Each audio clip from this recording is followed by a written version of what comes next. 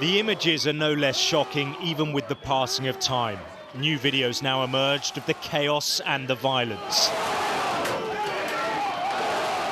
The mob turning on police and spraying them with mace.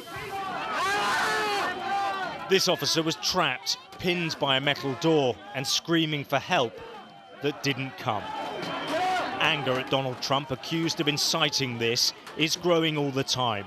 Twitter, his megaphone of choice, has permanently suspended his account, a move which is causing even greater divisions. The problem you've got now is that by banning him, you've separated the, divisiveness in America is always at an all-time high already. They've now separated the two sides. All of these people now are going into this echo chamber of Parler, where conspiracy theories are running crazy, and it's just going to get worse. They're adding fuel to the fire. Law enforcement is still playing catch-up, appealing for help from the public to identify the perpetrators. Some were not hard to find. Many of the most notorious alleged offenders have already been arrested and charged.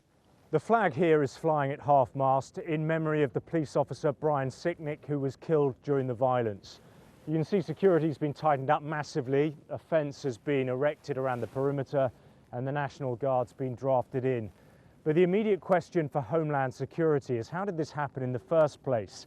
And how do you stop it happening again with the inauguration of President-elect Joe Biden less than 2 weeks away? America's political horror show is also set for another act. Impeachment proceedings against Trump may go before the House next week. Speaker Nancy Pelosi is promising decisive action.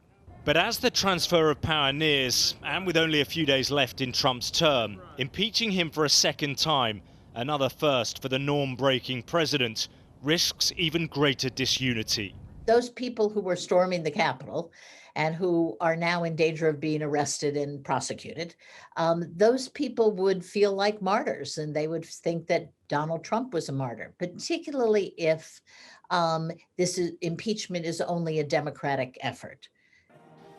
The fallout from the Capitol building insurrection will throw a dystopian shadow over American politics for a long time to come. The madness and the mayhem of the Trump term will soon be over, but the demented tribalism he engendered and fostered will be much harder to move past.